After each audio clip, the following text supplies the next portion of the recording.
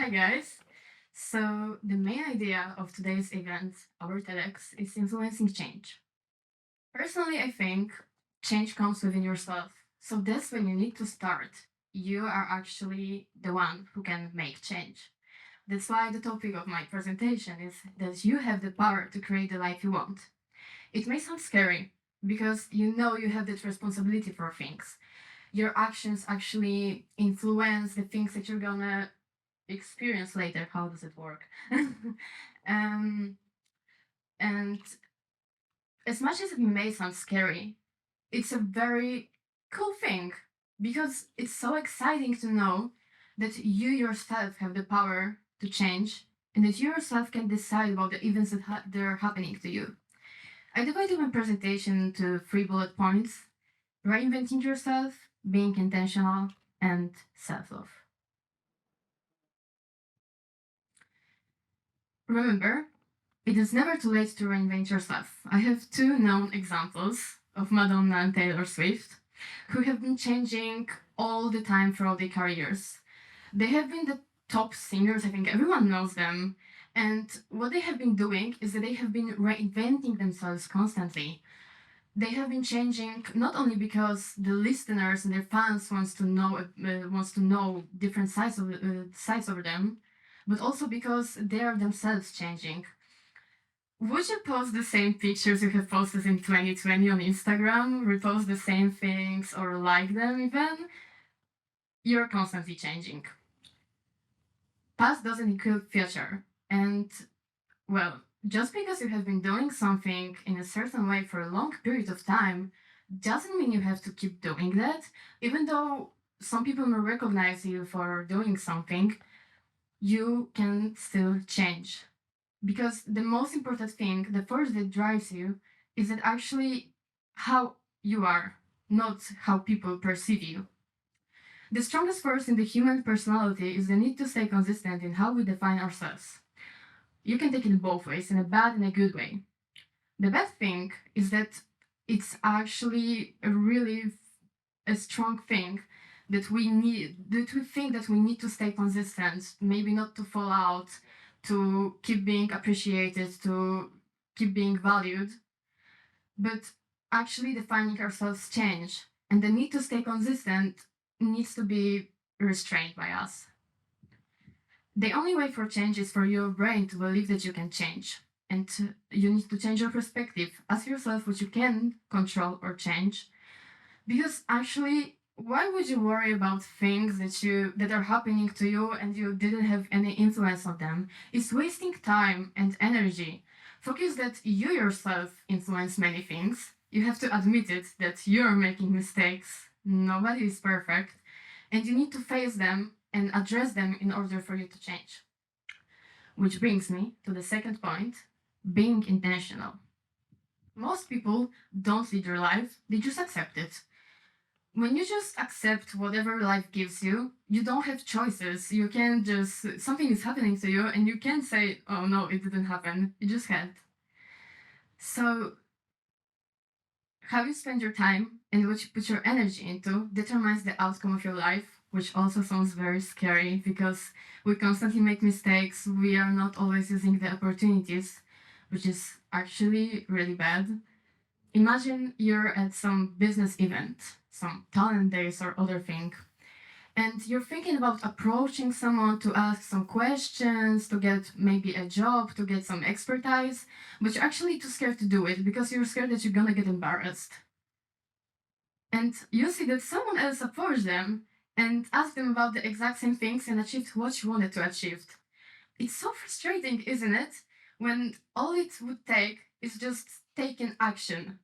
You're gonna regret not taking any action.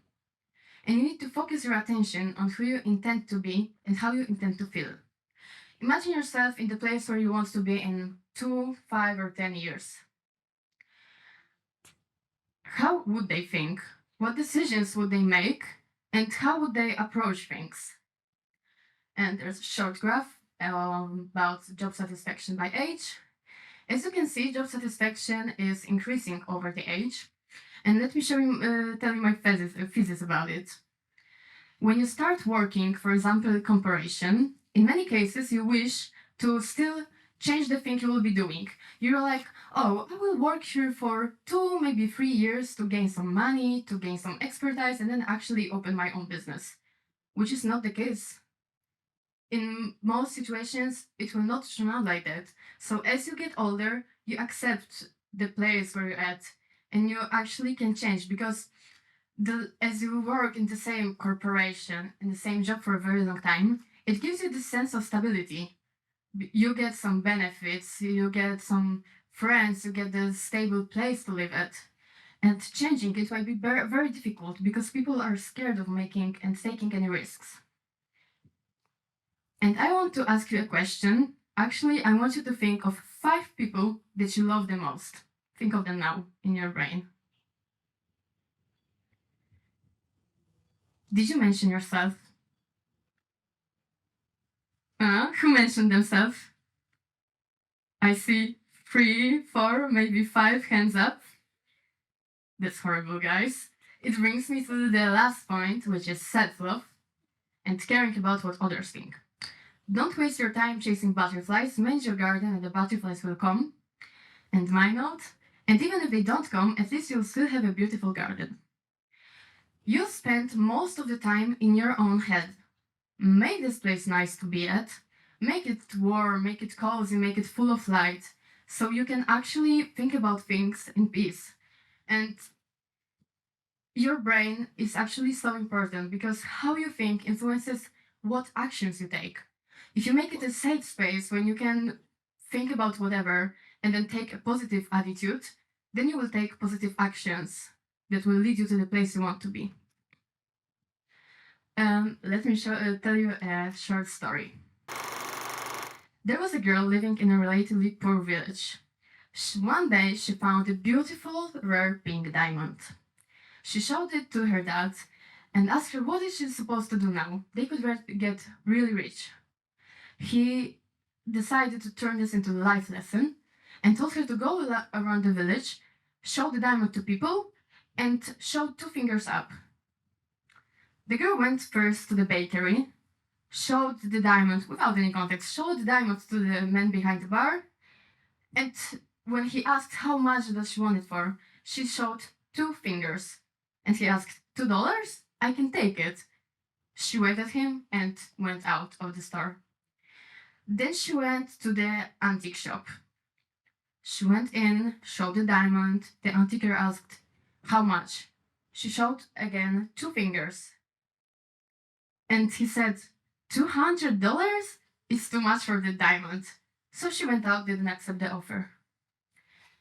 And lastly, she went to the jewelry, so actually the person who knew the real worth of the diamond.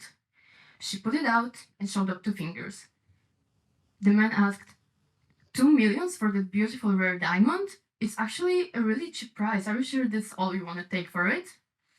And this story shows us that not everyone can see your true value. Because when you go to any random person, it's not like they know everything about you. It's not like they know what you went through and don't know what are your capabilities. That's why you shouldn't worry if someone thinks that you're not worth it, that you're not gonna make it, because just they don't know you. And they can only meet you as deeply as they have met themselves. They actually see the worth in you that they can see within themselves. And the last citation, what we can or cannot do, what we consider possible or impossible, is rarely a function of our true capability. It is more likely a function of our beliefs about who we are. So from this talk, I want you to remember that having the power to change your life shouldn't be scary. You shouldn't be scared of making choices. You should be going after it. Set yourself a specific goal you want to achieve. It's not that hard. Choose something easy, for example, like getting a 5 on my next math exam. It's tomorrow for me. And do specific action to improve your grade. Because telling yourself I'm not telling you that you shouldn't dream and you shouldn't be like, I'm going to become the best at math. But in order to achieve that, you need to bring it to smaller points and achieve each one of them to become the person you want to be, for example. And thank you for coming to my TEDx.